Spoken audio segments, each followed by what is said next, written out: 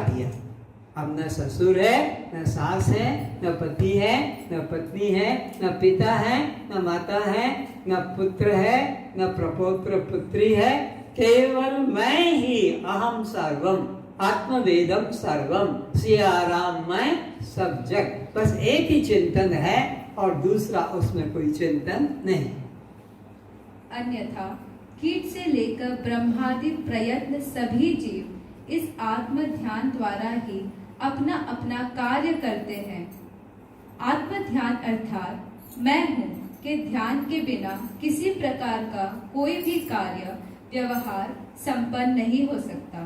चींटी से लेकर ब्रह्मा पर्यंत मैं हूँ को लेकर ही सब काम होता है। मैं हूँ के बिना कोई कार्य संभव नहीं होता। हर एक का, चाहे वो ज्ञानी हो कि अज्ञानी हो, सबके अंदर मैं हूँ, मैं हूँ। ये मैं हूँ यानी चेतन तत्व। बिना चेतन के चींटी भी अपना भोजन नहीं ढूंढती है, मक्खी माछी भी अपना मैं के चिंतन के बिना किसी घाव पर की, किसी भोजन पर की, मल पर जाकर नहीं बैठती है। तो गाय भी अपने बच्चे के पास या बच्चे भी अपनी माँ के पास में, सब मैं हूँ का बोध सारे विश्व में सबको बिना साधन के। ये मैं हूँ तो ब्रह्म है, मैं हूँ ब्रह्म है।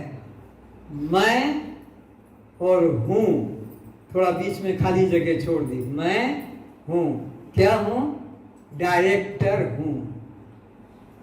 मैं हूँ, क्या हूँ? सेक्रेटरी हूँ। मैं हूँ, क्या हूँ? प्रेसिडेंट हूँ।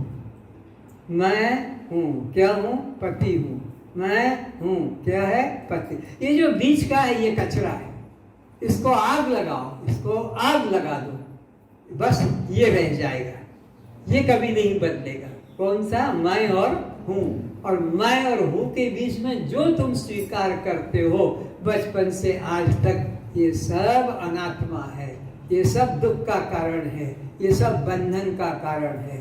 और तुम्हारी दृष्टि ना मैं में है ना हूँ में है, ये बीच वाले में। मैं ब्राह्मण, क्षत्रिय, वैश्य, शूद्र, स्त्री, पुरुष, ब्रह्मचारी, गृहस्थी, वानप्रस्थी, सन्यासी, पति, पिता, माता, सब इसी में है। इसको यहाँ से निकाल दो और बस केवल ये दो रहने दो, मैं और हूँ।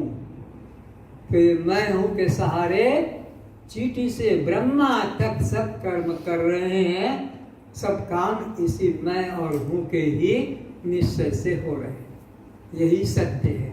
बाकी जो भी बीच में लगाते हो पूछ, वो बस बंधन का, दुख का कारण है। महात्मा ज्ञानी वही है जिसके चित्त की पूर्णा स्पृहा समाप्त हो गई। चित्त का चिंतन जिनका समाप्त हो गया, बीच वाले से अहंकार टूट गया, वही बस धन्य है। अरे यहाँ तो आप तो क्या संसार में महात्मा लोगों के साथ भी पूछ लगी है। कौन सी? रिटायर्ड इंजीनियर, रिटायर्ड सेक्रेटरी अथवा LLB गोल्ड मेडलिस्ट महात्मा ब्रैकेट में। अरे तुम दूसरों का तोड़ने आया है, खुद का तो अभी तोड़ नहीं पा रहा है। गोल्ड मेडलिस्ट ये बताने की क्या जरूरत है, डबल ए में कि ट्रिपल ए में। तो ये बीच में जो हूँ और मैं के बीच में जो है, उससे अपनी ममता तोड़ दो, वो तुम्हारा नहीं। क्योंकि तुम इसके पहले भी थे। जब तुम डॉक्टर नहीं बने थे तब भी तो कुछ थे कि नहीं? जब तुमने कॉलेज में प्रवेश नहीं किया था तब भी कुछ थे कि नहीं? जब हाई स्कूल नहीं किया था तब भी तो तुम थे। प्राइमरी नहीं था तब भी तो तुमने किया। अरे माँ की गोद में आने के पहले भी तो तुम कुछ थे ना? बाहर आने के पहले भी तो कुछ थे कि नहीं? तुम्हारा वो असली रूप पहचानो। जो ये उपाधियां तो संसार वालों ने बाद में तुम्हें दी। जन्म से लेकर मृत्यु पर्यंत जो कुछ भी तुम्हें पिता माता से, परिवार से, समाज से, कर्म क्षेत्र से जो कुछ उपाधि प्राप्त हुई है, उसमें निश्चय कर लो कि ये मैं नहीं और ये मेरा नहीं। अभी बोलोगे, मैं कहता हूँ। जन्म से लेकर मृत्यु पर्यंत तक जो कुछ हमें पंचभूतों से, पिता माता से, परिवार वालों से, समाज से, कर्म क्षेत्र से उपाधियां प्राप्त हुई है, वह कुछ मैं नहीं हूँ। जिसने ऐसा निश्चय कर लिया, वह जीते जी मुक्त हो गया। इतना सा साधन हटा लो बस, जो पूंछ जोड़ी है बीच में से, और कुछ करना नहीं। वृत्तियां शांत हो चुकी है, संकल्पों का अंत हो चुका है, केवल आत्मा में विश्राम कर स्थित है। जिसे उच्च नीच का, अपने पराय का, स्वर्ग मोक्ष का, जीव ब्रह्म का भेद दिखाई पड़ता है, वह न ज्ञानी है न महात्मा। बस एक मोटी मोटी पहचान बता दी। क्या पहचान बता दी? कि जिसको अपने आत्म स्वरूप का बोध नहीं जगा है, वो न मनुष्य है और साधु तो हो ही नहीं सकता है। जिसने अपने को शरीर मान के रखा है, वो तो पशु है। ज्ञानहीना पशुभिः समाना। जो आत्मज्ञान से रहित है, वो तो पशु के तुल्य है। साधु होना तो और दूसरी की बात है, वो मनुष्य भी नहीं है। कौन? जिसको अपने आत्म स्वरूप का, चेतन स्वरूप का बोध नहीं जगा, वह न तो मनुष्य है और न वह साधु। उसको फिर पढ़ो उसी वाक्य को। जिसे उच्च नीच का, अपने पराय का, स्वर्ग मोक्ष का, जीव ब्रह्म का भेद दिखाई पड़ता है। जिसको भेद दिखाई पड़ता है, ये अलग वो अलग, ये अलग वो अलग, वह न ज्ञानी है न महात्मा। न वह कौन है? ज्ञानी है, और न वह कोई साधु महात्मा है, क्योंकि उसका तो देह दृष्टि बनी हुई है। राख लपेटन, मुंडन करने, जटा दाढ़ी, मूंछ रखने, नग्न होने, पत्ते खाने, जमीन में समाधि लेने, जल समाधि लेने से, टाट लपेटने, चिमटा, कमंडलू, डमरू, दंड धारण करने से कोई महात्मा नहीं हो सकता है। तुम जितने बैठे हो यहाँ, सोच लो तुम्हारा भी इसमें नाम आया है कि मूंछ रखने से, कि गले में रस्सी डालने से, ये पैंता पहनने से कोई मुक्त नहीं, कि कोई ब्राह्मण नहीं, कि उससे कोई ज्ञानी होने का लक्षण नहीं। कोई टाट लपेट ले, कि कोई हाथ में लेकर गिन के कोर खाए, करपात्री भी जगत में प्रसिद्ध हो जाए, टाट वाले बाबा प्रसिद्ध हो जाए, ये और कई प्रकार से दिखावा करते हैं। जो खड़े ही रहते हैं, सर्दी में, गर्मी में, वर्षा में, धूप में नंगे पैर चलते हैं, पानी पीकर ही रहते हैं, तो ये कोई सिद्धता के लक्षण नहीं है, ये मूढ़ता के लक्षण। मूढ़ लोग अपने को मूछ वाला मानते कि मैं कुछ हूँ, मूछ कट जाएगी तो लोग क्या कहेंगे। ये लोक वासना ही तो तुम्हारे लिए फांसी है, क्योंकि ये लोक में अपने सुनने की इच्छा है कि लोग मुझे अच्छा कहें, इसलिए नाना प्रकार के श्रृंगार करके महिलाएं वस्त्र, नाना चमकीले भड़कीले वस्त्र पहनकर, क्रीम पाउडर लगाकर, स्नो लिपस्टिक लगाकर, नेल पॉलिश अल्ता लगाकर, और बालों के अच्छे स्टाइल बनाकर, हेयर डाई करके, पुरुष या स्त्री बूढ़ा होके मरने जा रहा, बुढ़िया बूढ़े को रंग रही है और बूढ़ा बूढ़ी को रंग रहा है। क्यों? उनको मीटिंग में जाना है, पार्टी में जाना है, शादी में जाना है, ताकि वो समझे कि अभी हम शादी करने योग्य हैं, अभी हम और संबंध कर सकते हैं। तब तो उनको ये डाई करने की जरूरत है। नहीं तो डाई से तुम्हारा क्या है? क्या तुम दर्पण लेके सड़क पे ऐसे चलते रहोगे कि ओहो मेरे बाल कितना कुचिया, घुंघराला, काले बाल। हर समय तुम्हें एक दर्पण रखना पड़ेगा छाती पे बांध कर चलने के लिए, क्योंकि तुमको अपना मूछ देखना है, तुमको अपनी दाढ़ी देखना है, तुमको अपने बाल रंगे देखना है। तो बाल रखने से समाज में इज्जत होती है। गुप्ता कहता है जरूरी है हाथ में अंगूठी होना, गले में चेन होना, इससे मालूम पड़ता है, प्रभाव पड़ता है। आपको क्या मालूम, आप तो बाबा बन गए लिंगोटी छाप। हाँ, लेकिन हमको तो समाज में जीना है तो ये सब धारण करना पड़ता है। गले में चेन हो, हाथ में अंगूठी हो। तो अब वो अंगूठी को तुम ही देखते रहो, बार बार ऐसे ऐसे करते रहो। ये क्या बीमारी है बाल रंगने की, क्रीम पाउडर लगाने की? ये देह भाव को बढ़ाने वाला साधन है।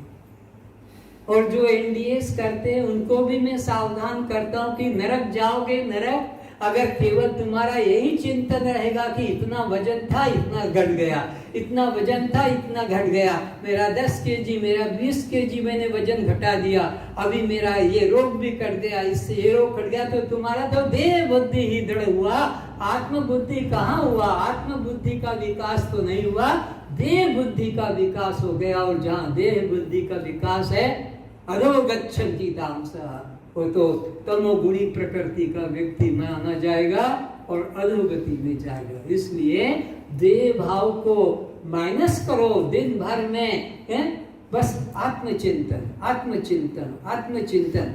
सोचो विचारो सोते समय कहीं क्रोध तो नहीं आ गया आज मुझे कोई पे मोह तो नहीं हुआ, आज मैंने किसी को अपशब्द तो नहीं कहा, और किसी ने मुझे अपशब्द कहा तो मुझे उसके लिए दुख तो नहीं हुआ, क्योंकि मैंने तो जान लिया कि मैं देह नहीं हूँ। अब अपशब्द कहा है देह को, गोरा काला लंबा छोटा संसारी कुछ भी।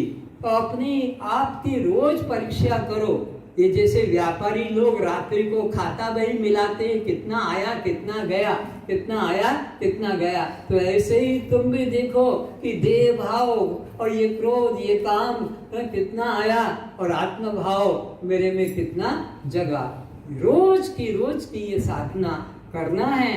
ऐसे ही सो मत जाओ खाकर और ऐसे ही उठकर काम करने मत लग जाओ। कल मुझे जिन जिन पर क्रोध आया था आज मुझे क्रोध नहीं आना चाहिए। कल जितना मुझे मोह आसक्ति हुई आज नहीं होना चाहिए। रोज ऐसे करोगे धीरे धीरे विजाती वृत्ति खत्म हो जाएगी, सजाती वृत्ति बढ़ती चली जाएगी। यही तो निधिध्यासन है। मनोबुद्धि अहंकार चित्तानि नाहम, ये नाहम कर दिया, हट गई। फिर क्या?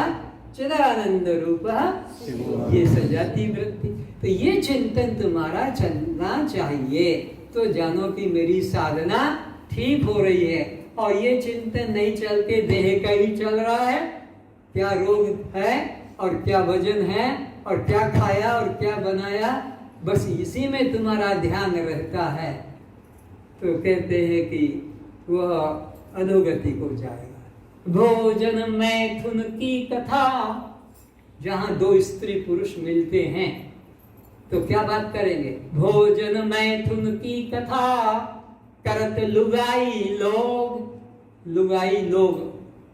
राजस्थान की भाषा में, कबीरदास जी की भाषा में लुगाई औरत को कहते हैं, लोग पुरुष को। तो भोजन मैथुन की कथा करत लुगाई लोग, वाकी कथा न करत है जिन दीने सब भोग। उसकी कोई चर्चा ही नहीं करते हैं। स्त्री पुरुष आपस में जब मिलते हैं तो उसकी कोई चर्चा नहीं करता जिसने ये सब तुमको भोग दिए। आंख में देखने की शक्ति, कान में सुनने की शक्ति, नाक में सूंघने की शक्ति, त्वचा में छूने की शक्ति, जिह्वा में बोलने रस लेने की शक्ति, चलने में घुटनों में चलने की शक्ति, हाथों में कर्म करने की शक्ति, भोजन को हजम करने में की शक्ति, ये सब जिसके द्वारा हो रहे हैं उसकी तो कोई चर्चा ही नहीं करता है। और कोई एक लड़की को एक अंगूठी दे देता है जिसको क्या बोलते हैं, रिंग सेरेमनी, तो उसको लेकर ऐसे क्या, अरे ये उन्होंने दी है, ये उन्होंने दी है, तो उन्होंने दी है। अंगूठी दी जिस यार ने सुमिरत बारंबार, उन्होंने दी, उन्होंने है। अंगूठी दी जिस यार ने सुमिरत बारंबार, देव दुर्लभ मनुष्य जीवन मिला ताको दिया विसार। जो देव दुर्लभ जीवन दिया जिस परमात्मा ने, उसको तो भूल ही गए। और ये संसार, उन्होंने साड़ी दी, उन्होंने मेरे को सूट दिया, उन्होंने जूता दिया, बस खाते रहो लाख जूते संसार में, इसी में तुम खुश हो। आगे, जो दिखाने में रुचि करने वाला है उसे लोक वासना से ग्रसित जानो। बस ये लोक वासना वाला है, जिसको दिखाने में रुचि है, और खास तौर से ये महिला जगत, ये दृश्य बनने में रुचि रखती है। दृश्य बनने में हर समय दर्पण के सामने देख कर चेंज करती, क्या और करूं, क्या और बढ़ाऊं, क्या और बढ़ाऊं। इनको दृश्य बनने में रुचि है। और ये भाई लोगों को दर्शन में रुचि है। ये देखने में खड़े हैं चौराहे पर, दुकान पर देखते रहते बैठे बैठे, कौन मॉडल जा रहा है, कौन कपड़े वाला, कौन कैसे वाला। इधर दृश्य बनने में रुचि है, इनकी दर्शन करने में रुचि है। दृष्टा की ओर तो कोई विचार ही नहीं करता, दृष्टा की ओर तो ध्यान ही नहीं जा रहा। बस दृश्य और दर्शन, दृश्य और दर्शन। दृश्य मत बनो, दृष्टा में उतरो, तब कल्याण होगा। ये दृश्य में जब तक श्रद्धा है तब तक पुनरपि जननम पुनरपि मरणम पुनरपि जननी जठरे शयनम, बार बार बार बार माँ के गर्भ में जाना पड़ेगा और बाहर आना पड़ेगा। इसलिए प्रभु से प्रार्थना करो, हे प्रभु, और दूसरी बार मुझे माँ के गर्भ में जाना न पड़े। ऐसी दया करो कि माँ के गर्भ में और न जाना पड़े, और देह छूटने के पहले ही आत्मबोध जग जाए। देह छूटने के पहले ही मुझे आत्मबोध जग जाए। पुरुष भी विचारे, महिला भी विचारे कि और 9 महीना किसी माँ के गर्भ में जाकर मुझे उसे कष्ट देना ना पड़े, यही मेरा बस जीवन समाप्त हो जाए। पर उसके पहले आत्म साक्षात्कार हो। आत्म साक्षात्कार के पहले अगर ये जीवन चला गया तो फिर किसी न किसी माँ के गर्भ में जाना ही पड़ेगा। उसे भी दुख देना है और मुझे भी दुख देना है। इसलिए सब समय यही भाव रहे कि मैं दृष्टा साक्षी आत्मा हूँ। देह भाव को हटाते चलो। ऐसा कोई भी वेश बहुरूपिया बना सकता है। येन विश्वमिदं दृष्टं स नास्तीति करोति वै निर्वासनः किं कुरुते पश्यन्नपि न पश्यति। जिसने इस विश्व को देखा है वह यह नहीं कह सकता कि जगत नहीं है, क्योंकि उसको जगत होने ना होने की वासना बनी हुई है। और जो निर्वासनिक पुरुष है वह जगत को देखता हुआ भी नहीं देखता, क्योंकि दो तरह के लोग हैं, एक वासना युक्त और एक वासना से रहित निर्वासनिक। तो जिसने अपने मन से वासनाओं को हटाया नहीं है उसको ये जगत चारों ओर से अपनी तरफ खींचता है। ये मिल जाए, ये ले लूं, ये मेरा हो जाए, इससे संबंध जोड़ लूं, इससे तोड़ लूं। इस प्रकार ये भौतिक जगत में आसक्त रहता है। पर जिसके मन में कोई प्रकार की वासना नहीं है उसको संसार के प्रति कोई आसक्ति नहीं। रहे तो ठीक और जाए तो ठीक, मिले तो ठीक, न मिले तो ठीक। वो साक्षी भाव समभाव में रहता है वो निर्वासनिक। और वासनिक जो है वो तो उस संसार में ही आसक्त रहता है, और इसीलिए उसको बार बार जन्म मरण के चक्र में आना पड़ता है। क्योंकि वह निर्वासनिक पुरुष सुसुप्ति युक्त पुरुष की तरह मन के संकल्प विकल्प से रहित है। कैसा वो हो जाता है? जैसे कि गहरी नींद वाला। दिन में वो कितना बड़ा ऑफिसर है, कितना बड़ा सेठ है, कितना बड़ा योद्धा है, कितना बड़ा वह कलाकार है, स्त्री या पुरुष। स्वप्न में भी कुछ कुछ आता है, पर सुषुप्त अवस्था में तो न वहाँ स्त्री है, न पुरुष है, न गरीब, न अमीर, न बड़ा, न छोटा, न कोई उपाधि वाला। बिल्कुल एकदम चैतन्य शांत, चैतन्य शांत, कोई संकल्प विकल्प वहाँ नहीं होता है। तो ज्ञानी का जीवन कैसा होता है? सुषुप्त पुरुष की तरह। वहाँ उसको कोई प्रकार का द्वंद्व नहीं सताता है। दो पुरुष हुए बिना चिंतन संभव नहीं है।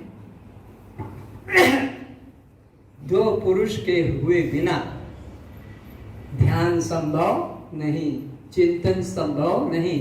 पर यहाँ तो एक पुरुष बताया वेद में, तो फिर तुम दूसरा तो है नहीं, तो तुम ध्यान कभी कर नहीं सकते हो। और जो ध्यान करते हो वो कल्पना का ध्यान है, वो सपने की तरह, नींद टूट गई कुछ भी नहीं, सपना देख रहे हो, बहुत कुछ राजा महाराजा हवाई जहाज में उड़ रहे हो, बहुत प्रकार का संसार दिखता है, पर जब नींद टूट गई कुछ भी नहीं। यह सिनेमा चाहे वो जो देखो, रामायण का देखो कि महाभारत का देखो, जहाँ वो खेल खत्म हो गया, पर्दे पर न तो खून की बूंद मिलेगी न पर्दा चिरा फटा मिलेगा, क्योंकि वहां पे तो शस्त्र चल रहे थे, अग्निबाण चल रहे थे, नदियां खून की बह रही थी। सिनेमा में महाभारत का सिनेमा देख रहे थे, पर जहाँ पिक्चर खत्म हो गया तो पर्दे पे न तो पानी की बूंद दिखेगी, न खून की बूंद, न पर्दा जला मिलेगा,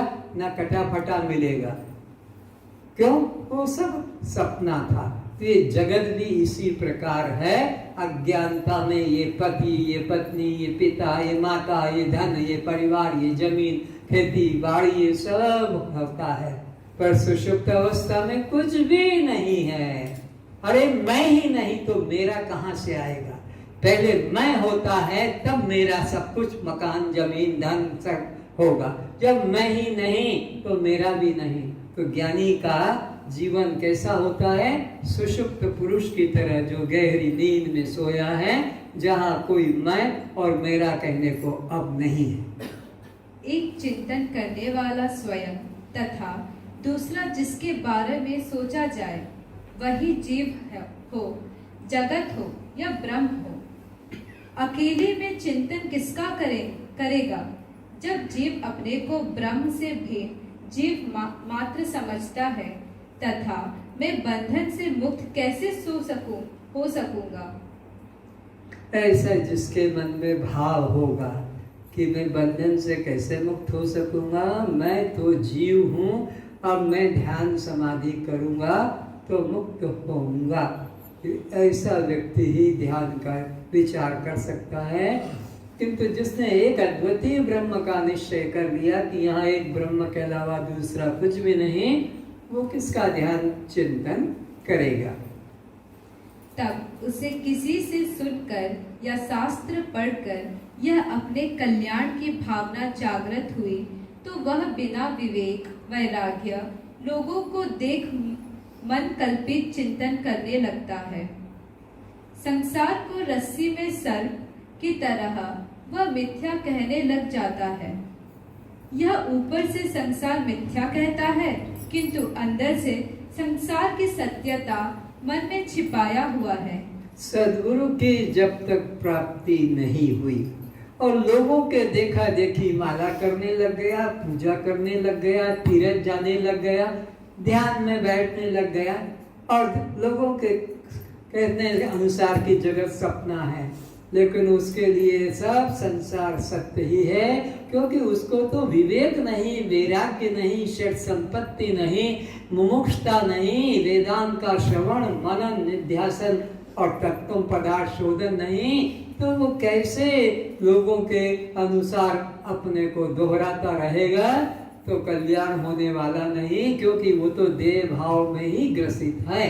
केवल लोगों के देखते देखते करते करते खुद भी वैसा ही बैठने करने लग जाता है।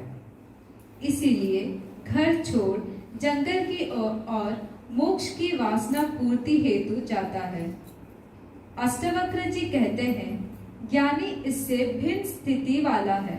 ज्ञानी को ये सब प्रपंच करना नहीं पड़ता कि लोग मुझे देखे, लोग मुझे त्यागी समझे, लोग मुझे ज्ञानी समझे, ये लोग मुझे सिद्ध समझे, कोई बड़ा महात्मा समझे। इसके लिए न वो तिलक लगाता है, न जटा रखता है, न चिमटा पकड़ता है, न दंड पकड़ता है, न अपने शरीर को किसी प्रकार से बाह्य वेदना कष्ट पहुंचाता है। अज्ञानी लोग ये सब दिखावा करते हैं और जिसके फल से वो दुख को ही प्राप्त होते हैं। अष्टावक्र जी कहते हैं, ज्ञानी पुरुष को ये सब प्रपंच पाखंड दिखावा नहीं करना पड़ता है। क्योंकि वह वासना रहित हो चुका है। कौन? ज्ञानी को कोई वासना नहीं, लोक वासना की। लोग मुझे अच्छा कहे, लोग मेरी प्रशंसा करें, लोग मुझे त्यागी कहे, ऐसा उसको विचार नहीं। तुम लाइन से अलग कैसे बैठी हो? लाइन में बैठो, इसी में तीसरी पंक्ति महिलाओं की लास्ट। कौन? ज्ञानी व्यक्ति अपने चैतन्य स्वभाव को, अपने आत्मा को अब इस पिंजड़े में ही नहीं देखता है, और वो सब में अपने को देखता है। तो ऐसे व्यक्ति का कोई शत्रु कैसे बनेगा? जब शत्रु के भी वो आत्मा बन गया तो अपनी आत्मा को तो कोई नष्ट करना नहीं चाहेगा, तो वो संसार में सबके अपने को आत्मा करके जानता है, इसलिए उसको कोई प्रकार का दुख नहीं होता है। ऐसा कहा भी है हनुमान चालीसे में, भूत पिशाच निकट नहीं आवे, महावीर जब नाम सुनावे। तो वो भूत पिशाच के भी आत्मा बन जाता है, तो भूत पिशाच उसको कैसे सताएंगे? सताता है, सताया जाता अपने से भिन्न को, अपने से दूसरे को। किंतु ज्ञानी तो सब में विद्या विनय संपन्ने, ब्राह्मणे गवि हस्तिनी सुनी चेव शुकाके च पंडित समदर्शिना। वो ब्रह्म विद्या का जानने वाला वो कैसा होता है? विद्या विनय संपन्ने, ब्राह्मणे गवि हस्तिनी सुनी चेव शुकाके च पंडित समदर्शिना। कुत्ता हो, गाय हो, हाथी हो, गधा हो, चांडाल हो कि कोई पंडित हो, सब में एक को देखता है। क्या? सिया राम मैं सब जग जानी और करहु प्रणाम। सब में एक देखकर, चांडाल हो कि पंडित हो, गधा हो कि कुत्ता, सब में एक तत्व को देखता है, क्योंकि उसकी दृष्टि में अब ब्रह्म के अलावा दूसरा, तो सब जीवों की वो आत्मा बन जाता है। कौन? ज्ञानी। इसलिए उसका किसी से राग द्वेष नहीं होता है। एक छोटा सा दृष्टांत देकर बात आज की खत्म करता हूं। कैसे होता है जीवन? एक कबूतर का जीवन देखो और एक तोते का जीवन देखो। ये कबूतर आपके घरों के भी बाहर कोई जगह बना लेते हैं, कोई घोंसला बना लेते हैं, या आप ही उनके लिए कोई माठिया, कोई डब्बा रख देते हो जिसमें आकर रात्रि को विश्राम करते हैं, कि बच्चा भी उसी में देकर पालन करते हैं। तो दिन भर कंकड़ चुन चुन कर, मूंग के बराबर, चावल के बराबर कंकड़ चुन चुन कर पेट भरता है दिन भर, और संध्या के समय आकर बैठ जाता है। बस दिन भर वो सुबह से निकलेगा और बाहर जाकर अपना जीवन निर्वाह करके फिर आकर बैठ जाता है। दूसरा जीवन तोते का है। तोता एक पक्षी है, कबूतर जैसे पक्षी है, उड़ने वाला। वो कबूतर तोता तुमने पिंजरे में रखा है, बढ़िया सुंदर स्टील का पिंजरा बना लिया, कि चांदी का पिंजरा बना लिया, कि पैसा है तो सोने का भी पिंजरा बना के उस मिट्टू को रख लिया, और बढ़िया खाने को जो उसका आहार है, मटर दे दो, लंका दे दो, या भात दे दो, फल दे दो, वो खाता भी है। लेकिन सब समय उसकी दृष्टि उस पिंजरे के खिड़की पे लगी रहती है कि कब ये खुले और कब मैं उड़ जाऊं, कब खुले और कब उड़ जाऊं। कबूतर की दृष्टि उस घर के घोंसले पे टिकी रहती है, कब अपना काम खत्म करूं और घर में जाऊं। तुम्हारी वही दिशा है। 4 दिन के लिए मंदिर गए, तीर्थ गए, गुरु के यहाँ गए, कब वापस लौटो। टिकट लेकर जाते हो, रिजर्वेशन का आरक्षण कराते ना, बुकिंग। लौटने का भी जाते लौटने का पहले से कि 5 दिन बाद हमको लौटना है, तो टिकट हमारे पास है। तुम्हारी तो दृष्टि उसी घोंसले में है ना, जिसमें तुमने अंडे बच्चे दिए हैं, पिता माता या पति पत्नी, उसी में घुसते हो जाकर। लेकिन ज्ञानी कैसे होते हैं? कैसे मौका निकले कि संसार से निकलकर भागूं मैं, चाहे वह भगवान बुद्ध हो कि स्वामी विवेकानंद हो, कि चाहे वह अपना और कोई संत हो। तो ज्ञानी का जीवन किसकी तरह है? तोते की तरह। और ये संसारियों के जीवन किसकी तरह? बोलो बोलो। बस घुसे रहो उसी में आसक्ति करो और मरो, क्योंकि तुम्हारा कहो तो वही है। कहीं भी जाओगे तीर्थ में तो लौट के वहीं वापिस आना है, आश्रम में जाना है गुरु के वहां तो लौट के इसी में आना है। जल्दी से वहां से लौटने की भी तैयारी करते हैं। कश्मीर भी जाते हैं, लौटने का टिकट लेकर ही जाते हैं। नैनीताल ऊटी जाओ, टिकट लेकर लौटने का, क्योंकि फिर पता नहीं रिजर्वेशन कितने दिन बाद मिले, कब तक हमको वहां रहना पड़ेगा आश्रम में। तो आश्रम में भी कितने दिन रहना पड़े वो हमको सहन नहीं। हम तो 2-3 दिन में बस अपना दर्शन करके पैर छू के चले आएंगे। बुढ़िया मार चल, बस बुढ़िया मार चल, वो संत के आगे बच्चों को भी कहते हैं बुढ़िया मार और चल, ऐसे करते हैं। तो अब कबूतर की तरह नहीं, तोते की तरह जीवन बनाओ कि कैसे करके इस देह पिंजड़े से घर गृहस्थी से नहीं कह रहा हूँ, देह पिंजड़े से कैसे मैं निकलूं ताकि फिर मैं अपने असली घर में पहुंच जाऊं। सर्वे भवन्तु सुखिनः, सर्वे सन्तु निरामयाः,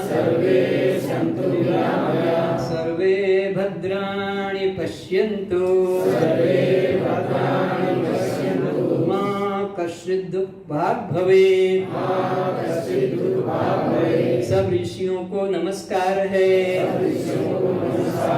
सब ज्ञानियों को नमस्कार है, सब साधु संतों को नमस्कार है, सब अवतारों को नमस्कार है। हमारी दैहिक शांति हो, मानसिक शांति हो, आत्मिक शांति हो, त्रिताप से हम मुक्त हों, सबका कल्याण हो, सबका कल्याण हो। यदि हमारे व्यवहार से किसी को दुख मिला है, कष्ट मिला है और उसके मन में हमारे प्रति वैर भाव जगा है, शत्रु भाव जगा है, हम उसके चरणों में सर रख कर सच्चे हृदय से क्षमा मांगे, वो हमें क्षमा कर दे। शत्रुता की निवृत्ति शत्रुता से नहीं होती है, शत्रुता की निवृत्ति मित्रता से, आत्मीयता से, प्रेम भाव से दूर होती है। इसलिए सबसे प्रेम रखें, सबका कल्याण हो। इस काया का होता विनाश है। इस काया का होता विनाश है, इस काया का होता विनाश है, इस काया का होता विनाश है, इस काया का होता विनाश है। तू तो स्वयं प्रकाश है, तू तो साक्षी स्वयं प्रकाश है, इस काया का होता विनाश है,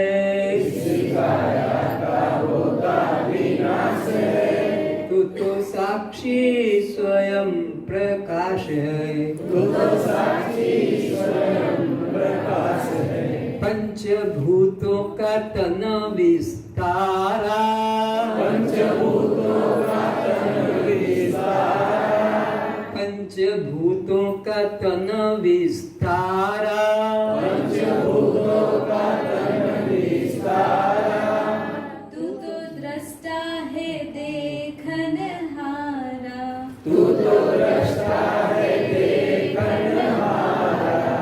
पंचभूतों का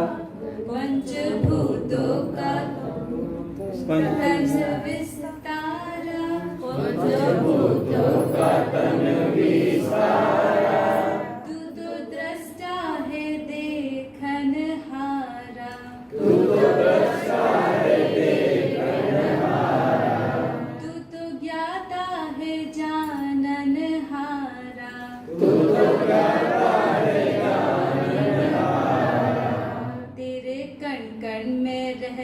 निवास है। तेरे कण कण में रहता निवास है।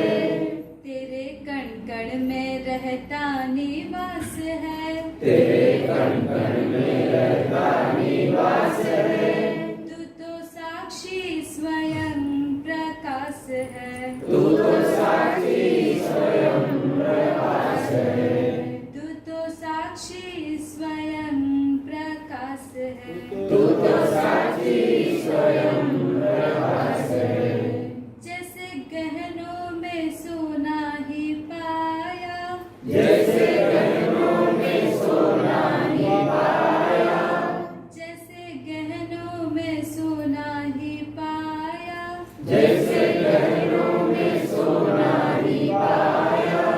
तैसे घट घट में तू ही समाया। जैसे घट घट में तू ही समाया। तैसे घट घट में तू ही समाया।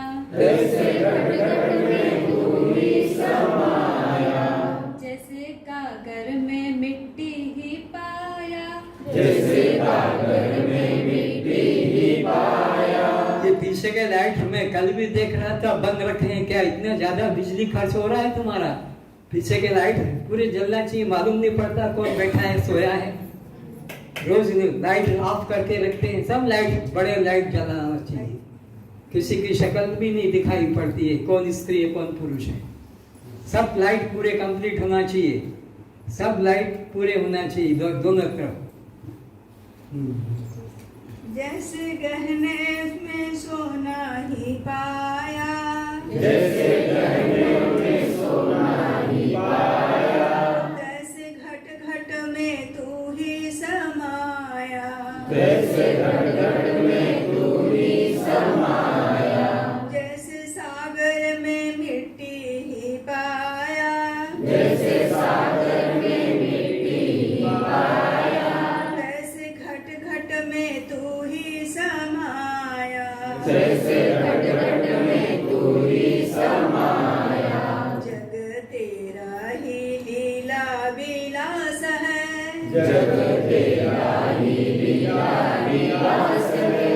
तू तो साक्षी स्वयं प्रकाश है। तू तो साक्षी स्वयं प्रकाश है। इस काया का होता विनाश है। इस काया का होता विनाश सबके है। हाथ जुड़े हुए होने चाहिए। स्वयं प्रकाश है। तू तो साक्षी स्वयं प्रकाश है। किसको प्रार्थना कर रहे हो? पत्थर को, दीवार को, कि किसी चेतन गुरु को?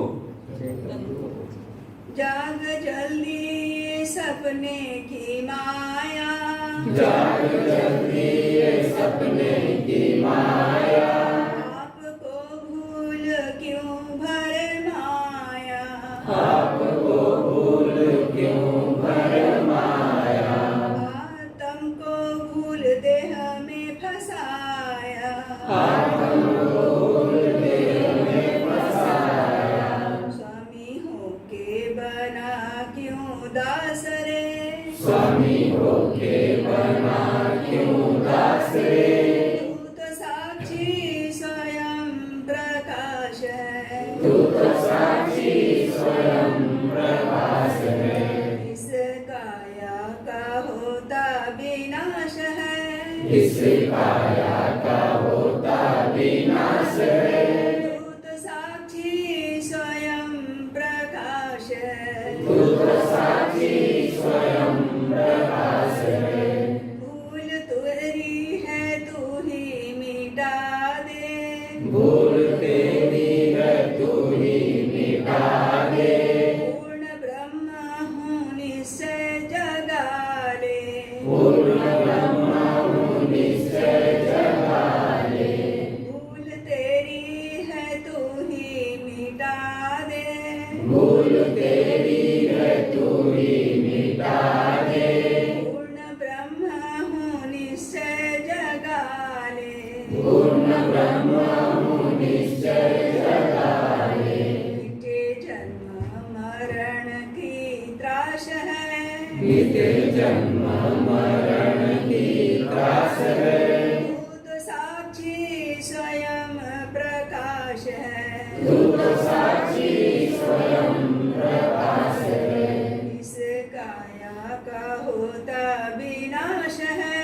इससे काया का होता विनाश है। तू तो साक्षी स्वयं प्रकाश है। तू तो साक्षी स्वयं प्रकाश है। अब यहीं से मैं सबको प्रणाम कर लेता हूँ। अच्छी तरह से देख लो, नहीं तो कहेंगे देखा करवा के आसी छी, देख लो पाई आसी छी, देख लो। 1 घंटा तो देखा और 5 मिनट में रुक जाता हूँ। और अपना जो सुना है उसका मन में ध्यान करो। क्या सुन के जा रहे हो, 1 घंटे में तुमने क्या सुना है उसको पकड़ के जाना है।